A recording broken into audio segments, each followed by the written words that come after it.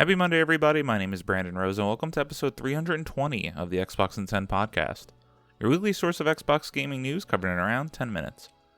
Every Monday, this podcast covers new game releases, the previous week's gaming news, and we all learn an Xbox-related fun fact together. This show is on YouTube and podcast services around the world, so please subscribe on your favorite and leave a review. Xboxin10.com, no numbers, is your quick source for links to all of our podcast destinations and social media profiles, which you can follow at Xboxin10.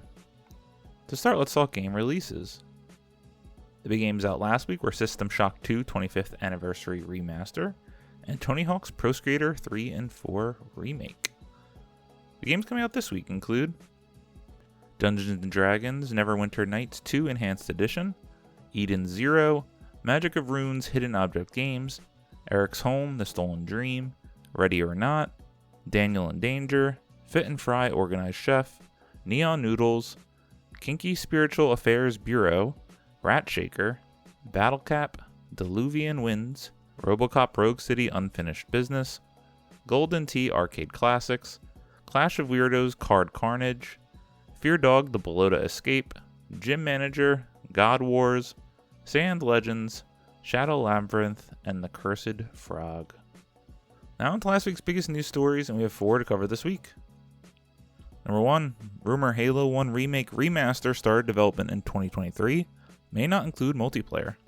Fraser Gilbert at Pure Xbox writes, back in the summer of 2024, it was reported by The Verge's Tom Warren that Halo Studios was working on some kind of remaster for Halo Combat Evolved that may also be coming to PlayStation at launch. We haven't really heard much since then, though. Xbox boss Phil Spencer appeared to tease a Halo project for 2026 as part of the Xbox Game Showcase a few weeks ago, so the common belief is that it's the Halo 1 remaster. This week, YouTuber and devoted Halo fan Rebs Gaming has shared a new rumor about the project based on 2 sources with connections to Halo developers. Rebs is constantly referring to it as remake rather than a remaster, and the suggestion is that development started in 2023 and it'll likely release in 2026 as expected. There's also a mention that it may only be a campaign release, meaning multiplayer could get skipped. Quote, both sources say that Combat Evolved Remake is planned for 2026. I have not heard anything about multiplayer, which means it might be campaign only. One thing I can confirm is that there weren't any Halo projects besides Infinite and Project Tatanka that were being developed before 2023. This information comes from a former Halo Infinite campaign developer, and one of my sources for the Combat Evolved Remake information says development started in 2023, end quote.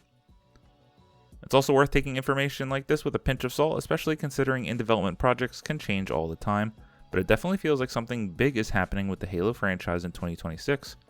We'll hopefully find out a lot more very soon, as Halo Studios has teased at least one major reveal to take place as part of the Halo World Championships in October, so stay tuned for more details on that.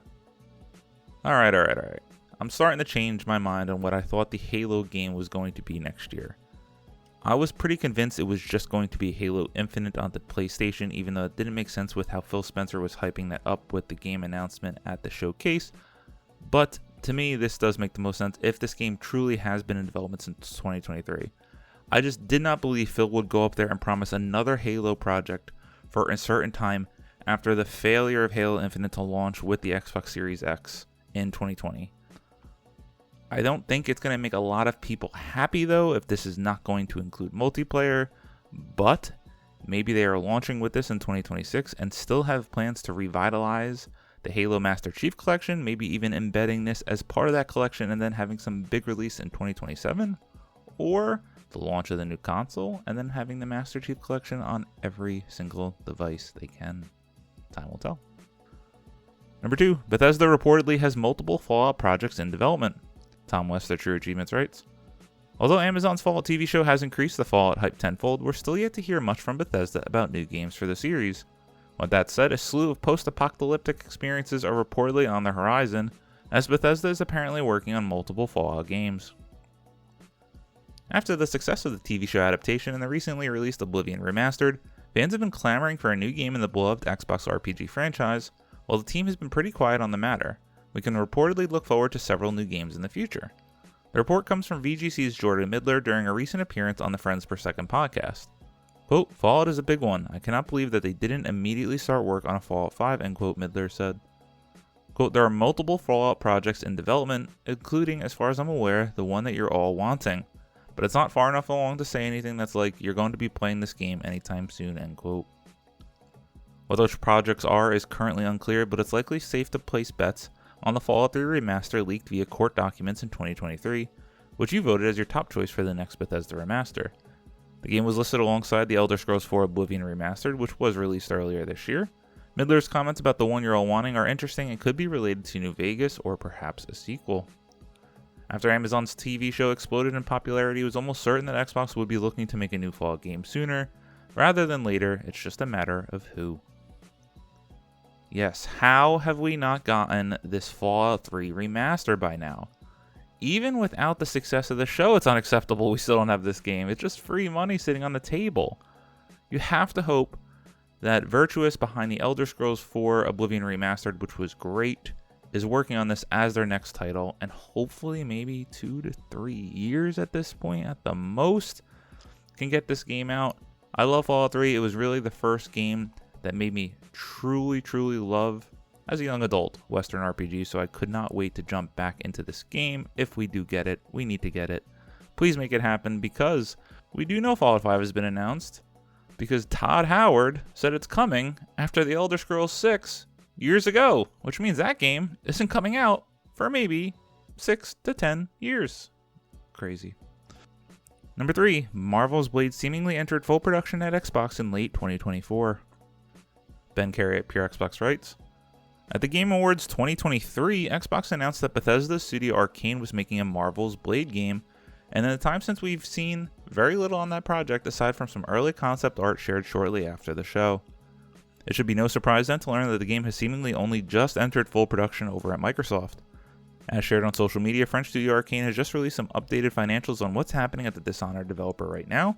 The report mentions that, quote, the production phase of AAA game project was launched at the end of 2024, end quote, which almost certainly relates to Blade, as it's what the team has been working on since Deathloop shipped in 2021-2022. With Blade seemingly in full production for less than a year, it stands to reason that we probably won't see this one ship on Xbox for a good few years yet. Hopefully though, this news means that we might actually see what the game looks like at one of Xbox's showcase in the months and years to come. The team should have ample opportunity to show it off with how many different events are going on Xbox these days. Of course, this development timeline isn't to be mixed up with Redfall, another Arcane release that arrived in mid-2023. Xbox's co-op vampire shooter was actually developed by sister studio Arcane Austin, a team that was an unfortunate casualty of Microsoft's 2024 closures and cancellations. Full production at the end of 2024. Do not expect this game anytime soon, and at this point this would seem to be a potential target for the next-gen console launch. If that does come in 2027, but likely not going to hit that date, I would not expect this game any sooner than 2028. And number 4, Sea of Thieves is getting a paid subscription for custom servers. Sean Carey at True Achievements writes, Sea of Thieves is finally getting custom servers, as confirmed by Rare in a new community direct. Custom servers will be coming to the high seas as part of a new subscription for the game in early 2026. Rare's inaugural Sea of Thieves community direct was packed with information for die-hard fans about the Xbox multiplayer game. The most notable announcement from the direct, however, was the confirmation of a much-requested community feature that the developer has been working on behind the scenes for some time: custom servers. Rare says that with custom servers, players will have their own private sandbox where they can use switches, toggles, and commands to curate the server experience. This includes such things as spawning enemies and loot on command, turning off AI enemies, and ensuring that the environment is fit for whatever shenanigans they set up. On top of this, players will also be able to run Safer Seas fleets, which allows them to fill a server full of their friends while earning rewards at the same rate as the solo version of Safer Seas.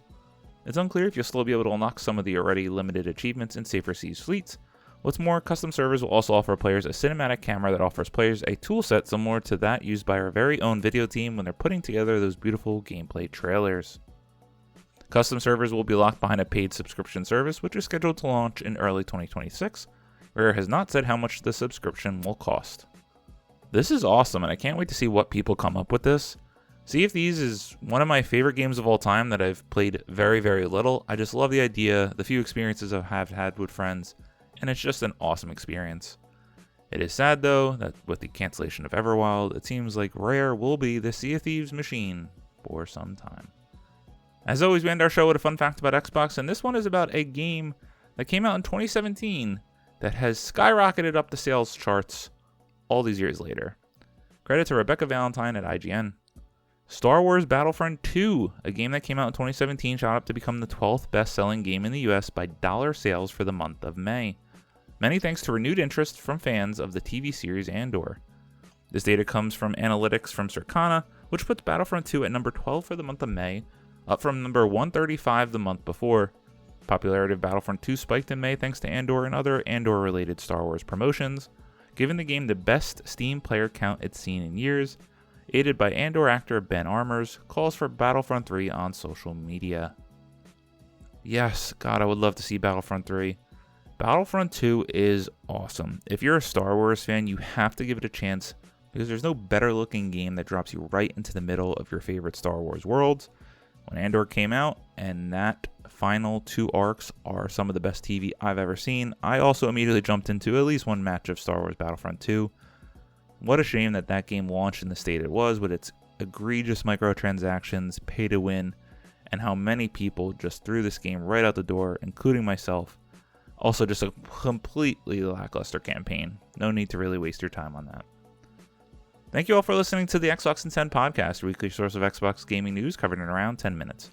If you like the show, please subscribe on your favorite podcast service, share it with your friends, leave a review, and follow all social media at Xbox in 10.